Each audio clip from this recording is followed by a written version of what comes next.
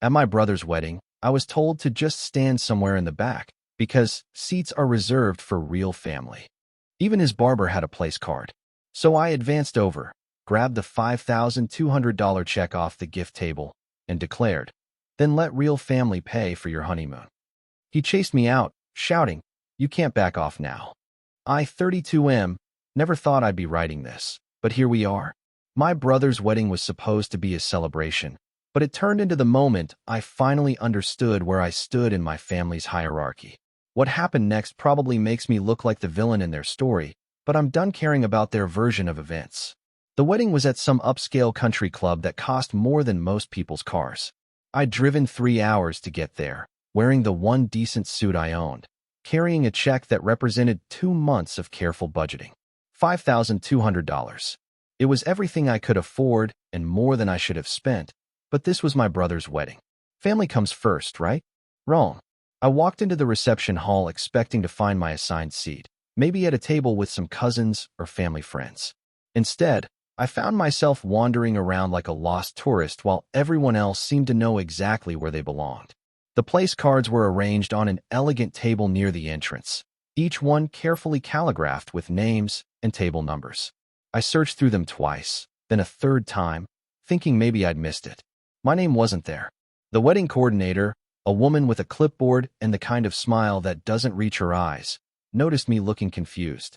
She asked if I needed help finding my seat, and I explained that I couldn't locate my place card. She checked her list, frowned, then checked again. After a moment that felt like an eternity, she told me there seemed to be some confusion about the seating arrangements. That's when my mother appeared, looking radiant in her mother-of-the-groom dress. I asked her about my seat, expecting her to fix whatever mistake had been made. Instead, she got that look, the one I'd seen countless times growing up whenever I'd inconvenienced her somehow. She told me the seating was very tight, that they'd had to make some difficult decisions about the guest list. Then came the words that are burned into my memory forever. She suggested I just stand somewhere in the back during the ceremony and reception. The seats, she explained, were reserved for real family. I stood there processing those words while she continued talking, something about how I'd understand when I got older, how weddings were complicated, how they tried their best to accommodate everyone. But all I could hear was that phrase echoing in my head. Real family. I looked around the room with new eyes. There was my brother's barber, a guy he'd known for maybe 2 years, sitting at table 4 with his own place card. There was my brother's college roommate, who I'd met exactly once. There was his fiancé's yoga instructor, for crying out loud. All of them had reserved seats. All of them were apparently more real family than I was. The thing is, this wasn't completely unexpected. I'd always been the odd one out in my family. My brother was the golden child, the one who went to the right college, got the right job, married the right kind of woman. I was the one who took a different path, who didn't fit their idea of success. But I thought blood meant something. I thought showing up mattered. I asked my mother what she meant by real family, and she got defensive. She said I was being dramatic, that I was making a scene at my brother's wedding. She reminded me that they'd invited me, that I should be grateful to be included at all. The way she said it made it clear that my invitation had been a charity case, a reluctant obligation rather than a genuine desire to have me there. My brother appeared then, looking uncomfortable in his expensive tuxedo. He'd obviously been briefed on the situation.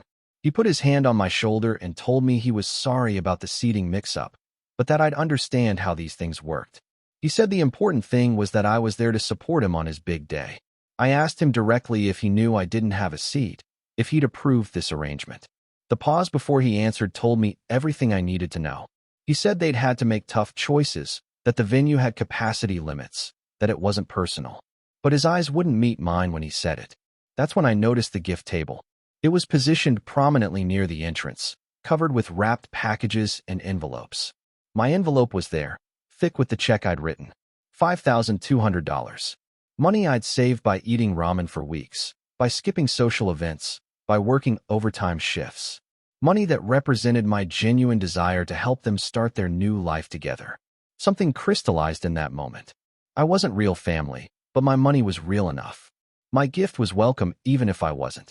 They wanted my financial contribution without the inconvenience of actually treating me like I belonged there.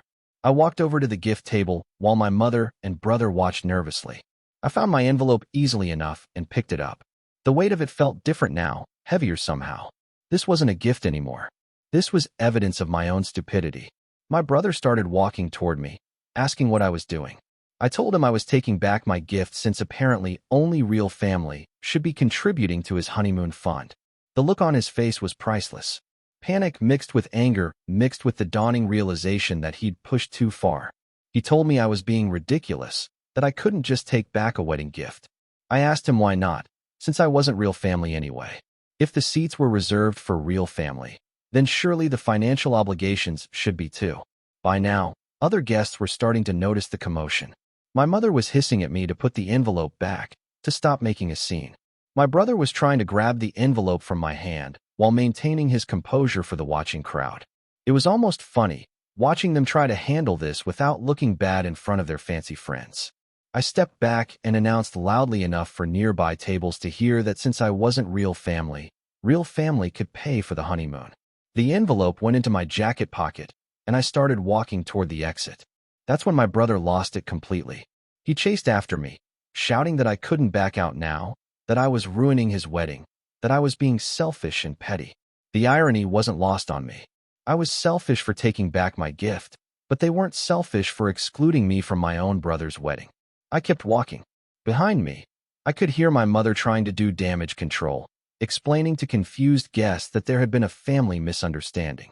My brother was still following me, his voice getting more desperate. He said we could work something out, that maybe they could find me a seat after all. Too little, too late. I made it to my car with my brother still pleading behind me. He said I was overreacting, that I was letting my pride ruin our relationship. I told him our relationship was already ruined the moment he decided I wasn't real family. The check was staying with me, and they could figure out how to pay for their honeymoon without my charity. The drive home was surreal. I kept replaying the whole scene, wondering if I'd overreacted, if I should have just swallowed my pride and stood in the back like they wanted. But every time I thought about backing down, I remembered that place card table.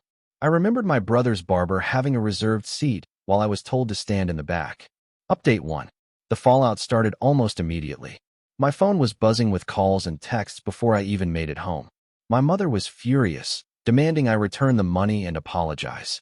My brother was alternating between anger and attempts at manipulation, saying I'd ruined the most important day of his life. But the most interesting calls came from other family members. My aunt, my mother's sister, called to say she'd heard what happened and wanted my side of the story. Apparently, the family was already choosing sides, and not everyone was on my brother's.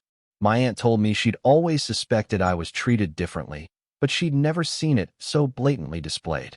She said what they did was cruel and that I had every right to take back my gift. It was validating to hear, but it also made me realize how obvious the favoritism had been to everyone except me. My cousin called next. He said he'd been at the wedding and witnessed the whole thing. He told me that after I left, the mood at the reception was tense. People were whispering about what they'd seen, and not all of it was sympathetic to my brother. Apparently, several guests had asked why I didn't have a seat, and my mother's explanations weren't landing well. The bride's family was particularly confused. They'd assumed I was seated somewhere else and were shocked to learn I'd been told to stand in the back. My cousin said the bride looked mortified when she found out, though she didn't say anything publicly. My brother called again that night, this time with a different approach. He said he was sorry about how things had been handled, that it wasn't his intention to hurt me. He claimed the seating arrangement had been his fiancée's idea, that her family had very specific requirements about the guest list. He begged me to return the money, saying they'd already booked their honeymoon and couldn't afford to pay for it without my contribution. I asked him why he hadn't fought for me to have a seat if it really wasn't his idea. Why hadn't he insisted that his brother be treated like family? The silence on the other end of the line was answer enough. Update 2. 3 days after the wedding, I got a call from my brother's new wife. She was crying, saying she'd had no idea I'd been excluded from the seating chart. She claimed she'd assumed I was seated with extended family and had never specifically asked for me to be excluded. She begged me to reconsider taking back the gift, saying it was causing problems in their new marriage. I felt bad for her, but I also didn't entirely believe her story. Even if she hadn't specifically requested my exclusion, she'd certainly been aware of the seating arrangements. She'd seen the place cards, had been involved in the planning. The idea that she'd never noticed her new brother-in-law didn't have a seat seemed unlikely. But her call did make me think about the broader implications of what I'd done. I wasn't just punishing my brother and mother. I was affecting his new wife too. Part of me felt guilty about that, but a larger part of me felt like she'd married into this family knowing how they operated. She'd chosen to be part of a system that treated me as less than. My mother escalated things by showing up at my apartment unannounced. She was angrier than I'd ever seen her, accusing me of being vindictive and cruel. She said I was punishing my brother for something that wasn't entirely his fault, that wedding planning was stressful and mistakes happened. I asked her to explain exactly what mistake had been made. Had someone accidentally forgotten to make me a place card? Had the venue suddenly lost capacity? Or had they deliberately decided that I wasn't important enough to warrant a seat? She couldn't answer that question directly, which told me everything I needed to know. This hadn't been a mistake or an oversight. It had been a conscious decision to exclude me while still expecting my financial contribution. She tried a different approach, talking about family loyalty and forgiveness. She said that families sometimes hurt each other, but that we work through it because blood is thicker than water. I pointed out that they'd apparently forgotten about blood when they decided I wasn't real family. The conversation ended with her storming out, saying I was dead to her if I didn't return the money and apologize. The irony was almost funny. Now I was dead to her, but at the wedding, I was just not quite family enough for a seat. Update 3. 2 weeks later, the financial reality of their situation became clear. My brother called in a panic, explaining that they'd booked a 2-week honeymoon in Europe based on the expectation of my gift. Without that money, they couldn't afford the trip they'd planned. He was asking me to at least return part of the money, maybe half, so they could salvage something. I asked him if he'd learned anything from this experience, if he understood why I'd been hurt. He said he did, that he was sorry, that he'd handle things differently if he could do it over. But then he added that I was still his brother and that brothers should support each other even when they disagree. The audacity was breathtaking. I was supposed to support him financially while he excluded me socially. I was supposed to be understanding about his mistakes while he showed no understanding of my feelings. I told him I'd consider returning part of the money under one condition. He had to publicly acknowledge what he'd done. He needed to admit to the family that he'd excluded me from his wedding while expecting my financial support. He needed to take responsibility for his actions instead of hiding behind excuses about venue capacity and his wife's family requirements. He refused immediately. He said that would be humiliating and would cause more family drama. He wanted my money and my silence about how I'd been treated. He wanted to have his cake and eat it too. That's when I realized this wasn't really about the money anymore. It was about respect, about acknowledgement, about finally standing up for myself after years of being treated as a second-class family member. I kept the money. The family is still divided. Some relatives think I went too far, that I should have been the bigger person and just accepted the slight. Others think my brother got what he deserved, that the exclusion was cruel and deliberate. My brother and I haven't spoken since that last phone call. My mother has made it clear that I'm not welcome at family gatherings until I apologize and return the money. It's lonely sometimes, but it's also liberating. I'm no longer pretending to be part of a family that never really accepted me. The $5,200 is sitting in my savings account. I've thought about donating it to charity, about using it for something meaningful. But for now, it's staying put. It's a reminder that I finally stood up for myself, that I finally said no to being treated as less than. My brother's barber probably had a great time at the wedding. He got to sit at a real table, eat real food, and be treated like real family. Meanwhile, the actual family member was told to stand in the back and be grateful for the privilege. I'm not grateful anymore. I'm done being the family member who accepts scraps and calls it love. If that makes me the villain in their story, so be it. At least I'm the hero in my own. Some people might say I should have been the bigger person, that I should have swallowed my pride and stood in the back. But I think there's a difference between being the bigger person and being a doormat. I'd been a doormat for too long. The wedding was 6 months ago now. My brother and his wife did eventually go on their honeymoon, though apparently it was a much more modest affair than they'd originally planned. I heard through the family grapevine that they're still paying off the credit card debt from their scaled-back trip. I don't feel bad about that. Actions have consequences, and excluding your brother from his own brother's wedding while expecting his financial support should have consequences. Maybe next time they'll think twice before deciding who counts as real family. As for me, I'm doing fine. Better than fine, actually. I've started building relationships with the family members who supported me through this mess. I've learned who my real allies are, and it's not the people I expected. The money is still in my account, earning interest. Sometimes I think about what I'll do with it eventually. Maybe I'll use it for my own wedding someday, whenever that happens. Maybe I'll buy something meaningful, something that brings me joy instead of funding someone else's happiness while being excluded from it. Or maybe I'll just keep it as a reminder that sometimes standing up for yourself costs money, but being a doormat costs dignity. And dignity, I've learned, is worth more than $5,200. The family drama continues, but I'm no longer a participant. I'm just an observer now, watching from the outside as they navigate the consequences of their choices. It's peaceful here on the outside. Lonely sometimes, but peaceful. I don't regret taking back that check. I regret that it took me 32 years to realize I deserved better than standing in the back while everyone else got a seat at the table.